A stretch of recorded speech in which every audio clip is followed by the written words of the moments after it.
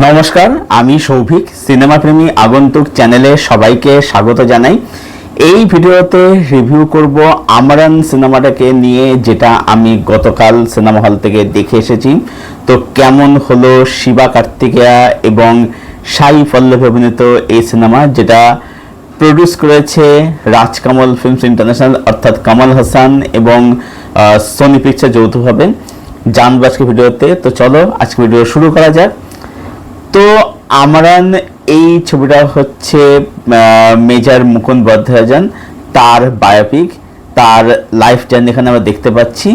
তো ডেফিনেটলি এখানে গল্প বিষয়ে বলার কোনো প্রয়োজন আমি মনে করছি না। তো আমি সরাসরি সিনেমা রিভিউতে ঢুকে পড়ছি। যদি ওনার সম্বন্ধে জানতে হয়, গুগলে এনাফ ইনফরমেশন রয়েছে, রিসোর্স রয়েছে। সিনেমায় কি দেখেন জানতে তোমাকে সিনেমাটা গিয়ে দেখে আসতে হবে। পজিটিভ দিক, নেগেটিভ দিক, আমার কাছে এই ছবিটার জন্য বেশ কিছু ভালো দিক রয়েছে এবং কিছু নেগেটিভ দিক রয়েছে। পজিটিভ দিক হচ্ছে যে এই সিনেমাটা বেশ কিছু জিনিসকে ব্রেক করে। প্রথমত যেটা আমরা দেখতে পাচ্ছি যে যখনই কোনো একটা প্যাট্রিয়টিক মোমেন্ট দেখানো এই ধরনের সিনেমার মধ্যে, তখন সেখানে কি করা হয় যে ভীষণ রকমভাবে একটা ওভার ড্রামাটিকভাবে বন্দে মাতারাম, ভারত মাতা কি যায়, এইসব মানে প্রচণ্ড ক্রিঞ্জ গ্লিশে জিনিসপত্র দেখানো হয়। যাতে পথে এখানে দৌড়াচ্ছে, এই হচ্ছে সেই হচ্ছে, সব দেখানো হয়। তো এই রকম জিঙ্গোইস্টিক ব্যাপার স্যাপার বা এই জায়গা মেলো ড্রামাটিক ওভার ড্রামাটিক করে দেখানো, এটা কিন্তু করা হয়নি। যেটা আমার দেখে খুব অবাক লাগলো সেটা হচ্ছে যে এখানে না ওই প্যাট্রিয়টিক মুভমেন্টগুলোর মধ্যে একটা থ্রিলিং ভাইবস, জিনিসটাকে একটু থ্রিলারের মতো করে ট্রিট করা হয়, যেটা দেখে আমি কিন্তু সত্যি অবাক হলাম। আমার মনে হলো যে এই ছবির যে পরিচালক রাজকুমার পেরিয়াস্বামী, আমার মনে হলো যে এখানে পরিচালকের থেকে, যেহেতু ছবিটা প্রডিউস করছে কমল হাসান এবং যেহেতু কমল হাসান সবসময় মানে এরকম হাটকে চিন্তাভাবনা করে থাকে, যেহেতু সবসময় তিনি অ্যাহেড অফ দ্য টাইম, ঠিক আছে, এবং শিবা কার্তিকেয়া যাকে প্রচণ্ড পছন্দ করি অভিনেতা হিসেবে হোক বা তার স্ক্রিপ্ট চয়েসের জন্য হোক, তো সে সবসময় যেহেতু খুব হাটকি জিনিসপত্র করে থাকে, তার মনে হলো যে এখানে কিন্তু কমল হাসানের কিন্তু একটা হিউজ মানে মানে ইনপুট রয়েছে আর কি। কারণ প্যাট্রিয়টিক মুভমেন্টটা যেভাবে দেখে সেটা কিন্তু এখানে করা হয়নি। তো সেটা আমার খুবই ভালো। দ্বিতীয়ত হচ্ছে এই ছবির মধ্যে শিবা কার্তিকেয়া আর সাই পল্লবীর মধ্যে যে প্রেমটাকে দেখানো হয়েছে, সেটা কিন্তু খুব বিউটিফুল দেখানো হয়েছে, সেটা আমাদেরকে ন্যাচুরাল দেখানো হয়েছে। আমরা এর আগে যখন শেরশাহ দেখেছি, আদি বিশ্বাসের মেজাজ ছবিটা দেখেছি, তারপরে হচ্ছে 12 ফেল ছবিটা দেখেছি, সেখানে কিন্তু আমরা দেখেছি সেখানে কিন্তু মূল যে ন্যারেটিভ সেটা নিয়ে যত না আলোচনা ডিসকাশন হয়েছে, তার থেকে অনেক বেশি ডিসকাশন হয়েছে সেখানে প্রেমটা নেই। কিন্তু আমার মতে যে এই ছবিতে তাদের যে প্রেমটা, যে ভালোবাসা দেখানো হচ্ছে, সেই ভালোবাসা নিয়ে সেলিব্রেশন হওয়া উচিত, কিন্তু সেটা হবে না। তার কারণ হচ্ছে যে এখানে আমরা দেখতে পাচ্ছি কি যে শিবা কার্তিক সাই পল্লবীর কথা বলছে কি নিয়ে, যে হোম লোন অ্যাপ্লাই করতে হবে, তাদের একটা বেবি হয়েছে, সেই বেবির ফিউচার কিভাবে সিকিউর হবে, তারা এইগুলোর কথা বলছে। অর্থাৎ দুটো মানুষ, তারা যতই হাজব্যান্ড হোক, তারা যতই নিউলি ম্যারিড হোক, মানে তারাও যে নর্মাল সাংসারিক ফিনান্সিয়াল এসব বিষয়ে কথাবার্তা বলতে পারে, সেই জিনিসটাই কিন্তু এখানে এখানে ব্রেক করেছে। যে মানে প্রেমের সম্পর্ক মানে সবসময় যে খুব ন্যাকা ন্যাকা প্রেমের কথাবার্তা, তা কিন্তু নয়।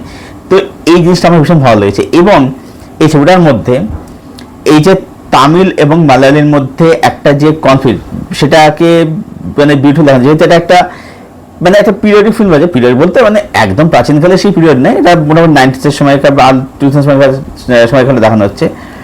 তো এই যে তামিল আর মালায়ালির মধ্যে এই যে একটা যে মানে কনফ্লিক্ট, যেটা আমরা দেখেছিলাম হচ্ছে মামুটি সিনেমা নানপাকাল নেরাত্তে মায়াক্কামে, তো সেই ব্যাপারটা কিন্তু দারুণ ফুটে আছে। কারণ সাই পল্লবীর ক্যারেক্টার সে হচ্ছে মালায়ালি, অন্যদিকে শিবা কার্তিকেয়া তামিলিয়ান।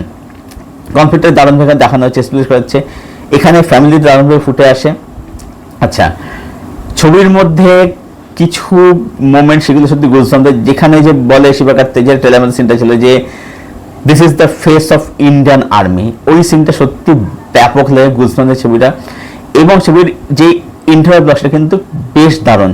সাই পল্লবী মানে ন্যারেট করছে, বলতে বলতে যাচ্ছে, মানে গল্পটা বলতে যাচ্ছে আর কি।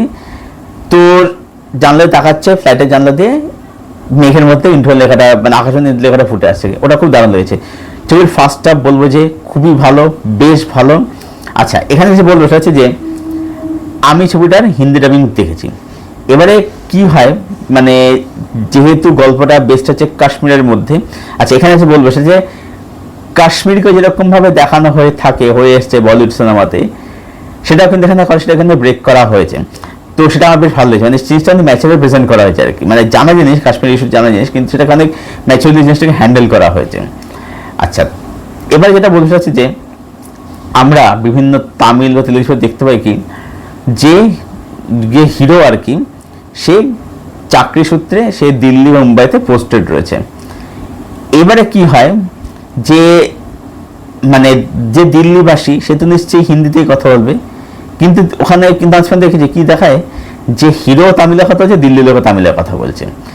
তো এইটা এখানে কিন্তু করা নেই। এখানে যেটা করা হয়েছে ডাবিং ক্ষেত্রে যেটা করা হয়েছে যে যেটা আমি শুনছিলাম যে সন্দীপ মানে ক্রিজ অফিসার সন্দীপ সে বলছিল যে শিবা কার্তিকার যে ভয়েসটা সেটা কোনো তামিলিয়ানকে দিয়ে ডাব করানো হয়েছে, যার ফলে কি হচ্ছে সেই যে তামিলিয়ান, তো যখন সে কথা বলছে তখন মানে তার কথা যাতে অ্যাকসেন্ট আসে সেটা কিন্তু মানে পরিষ্কার বোঝা যাচ্ছিল আর কি, যে সে একটা হিন্দি একটা কাশ্মীর রয়েছে আর কি, কাশ্মীর জায়গা রয়েছে যেখানে কাশ্মীর ভাষা এবং হিন্দি ভাষা যেখানে চলে আর কি, সেটা দেখানো হয়েছিল আর কি ছবিটার মধ্যে।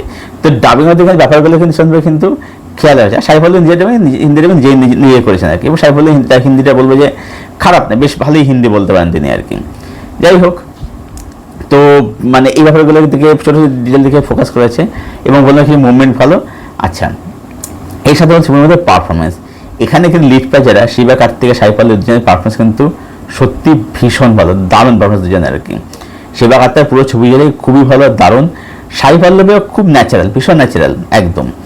কিন্তু সাই পল্লবী একটা সিন থাকে যেমন লাস্টে খবরটা পাচ্ছে আর কি, তখন মানে এগুলো স্পয়লার নেই, বায়োপিক সবই ইনফরমেশন রিসোর্স অ্যাভেলেবল আছে। তো যখন খবরটা আসছে, মেন হচ্ছে যে সিনেমাতে জিনিসটা দেখাচ্ছে এটা হচ্ছে মেন আর কি। যখন খবরটা আসছে তো ওকে শিবা কার্তিক বলেছিল যে আমি যদি না থাকি, যদি আমার কিছু হয়ে যায়, তুমি কিন্তু কাঁদবে না, কারণ তুমি একজন আর্মিরা, তুমি কিন্তু কান্নাকাটি করবে না। তো ওই জায়গাতে যখন সাই পল্লবীর ইমোশনাল ব্রেকডাউনটা হচ্ছে, তো সেখানে আমরা দেখতে পাচ্ছি যে সাই পল্লবীর একদিকে কিন্তু কান্না আসছে, মানে যে কেঁদে ফেলছে, কিন্তু আবার মানে কান্নাটা চেপে যাচ্ছে, কষ্ট হচ্ছে, ঠিক আছে, কষ্টটাকে বের কানতে হচ্ছে কান্নার মাধ্যমে, কিন্তু বের করছে না। কারণ কি? কারণ সে তার হাজব্যান্ডকে প্রমিস করেছে যে সে তার হাজব্যান্ডের কিছু হলে সে কাঁদবে না। তো ওই যে সিনটা, ওই দৃশ্যটা, ওখানে সাই পল্লবীর যে এক্সপ্রেশন, যে অভিনয় অসাধারণ। সাই পল্লবী ওখানে ফাটিয়ে দিয়েছে একদম ব্যাপক করে সাই পল্লবী ওই জায়গাতে। শিবা কার্তিকও দারুণ কাজ করেছে, ভীষণ ভালো করে শিবা কার্তিকা, এবং সাপোর্টিং কাস্টের পারফরমেন্সটা বেশ ভালো।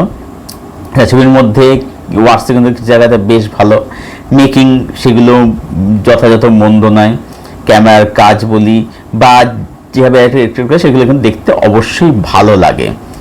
তো এইগুলো ছবির মধ্যে পজিটিভ দিক। এবার যদি নেগেটিভ দিক যদি আসি, নেগেটিভ দিকটা লাগলো সেটা হচ্ছে যে এই ছবির সেকেন্ড হাফ আমার কাছে ফার্স্ট তুলনায় অপেক্ষাকৃত দুর্বল বলে মনে হচ্ছে। তার কারণ হচ্ছে যে সেকেন্ড হাফের মধ্যে কিছু ইম্পর্টেন্ট জিনিস অবশ্যই আছে, কিন্তু যেটা ব্যাপার সেটা হচ্ছে যে সেকেন্ডের মধ্যে যেমন একটা গান ঢুকে যাচ্ছে, গান না রাখলেও পারতো, গান রাখার দরকার ছিল মনে হয়, গান বাদ দিয়ে দিল, সিনেমার কিছু এসে যেত না। সিনেমাটা এমনিতেই মানে খুবই ভালো সিনেমা হয়েছে, গানগুলো রাখা দরকার ছিল, প্রয়োজন ছিল না।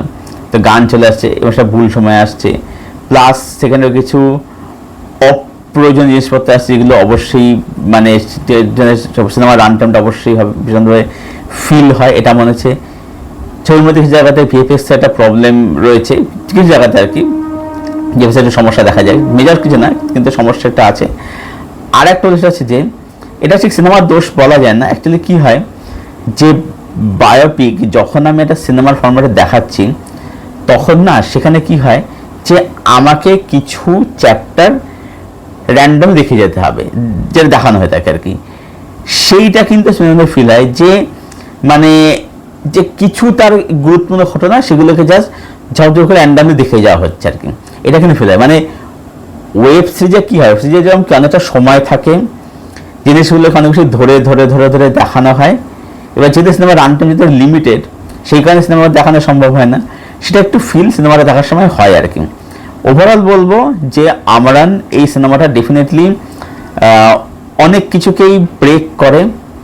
একটা প্যাট্রিয়টিক বা এই ধরনের সিনেমার ক্ষেত্রে যে ধরনের যে সময় দেখে অভ্যস্ত, কোথাও যে সেগুলোকে ব্রেক করে, সেখানে সিনেমা দেখতে ভালো লাগে, দেখার এক্সপিরিয়েন্সটা ডিফারেন্ট বানায় তার জন্যে। তো সব মিলিয়ে আমি আমরান এই সিনেমাটাকে দেবো 8 আউট অফ। সিনেমাটা আমার কিন্তু ওভারঅল খুবই ভালো লেগেছে, খুব ভালো একটা সিনেমা হয়েছে। তো যারা সিনেমাটা দেখোনি, একদম লিমিটেড সিনেমাটা চলছে নিকটবর্তী হলে যেখানে চলছে তোমাদের ওখানে, দেখে আসো, তবে জানো কমেডি কীরকম লাগলো। আর যদি কেউ ছবিটা দেখে তবে যার দেখা হয়ে গেছে তোমাদের কি ওপিনিয়ন প্লিজ জানাও কমেন্ট সেকশনে এসে। ভিডিওটা ভালো লাগলে ভিডিওকে লাইক করো, শেয়ার করে চ্যানেলটাকে সাবস্ক্রাইব করে দিও। পাশের যে বেল আইকনটা আছে সেটাকে প্লিজ অন করে, যাতে এরকম রিভিউ ভিডিও আসলে তার নোটিফিকেশন সহজে শীঘ্রই পেয়ে যাও। ভিডিওটা এখানে শেষ করছি, আবার দেখা হচ্ছে তোমাদের সাথে খুব শীঘ্রই নতুন কোনো একটা ভিডিওর সাথে। ততক্ষণ যেন সবাইকে ভালো থেকে সুস্থ আমার সঙ্গে জুড়ে থেকো।